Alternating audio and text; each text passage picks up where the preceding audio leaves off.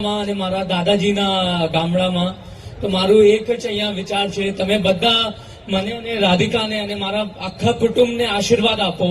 હું અહીંયા આપ બધાને આશીર્વાદ લેવા માટે આવ્યો છે. અહીંયા તમે બધા જમીને ખૂબ અમને આશીર્વાદ આપીને જજો. અને ચોરવાડ તો મારા દાદા અને મારા દાદીના જન્મભૂમિ છે.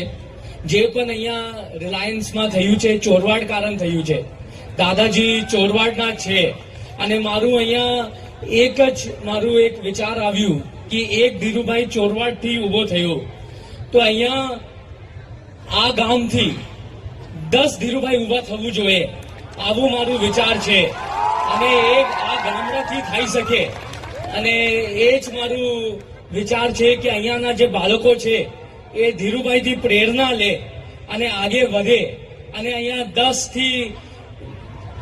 આગલા 10 વર્ષમાં અહીંયા 10 ધીરુભાઈ ઊભા થવું જોઈએ.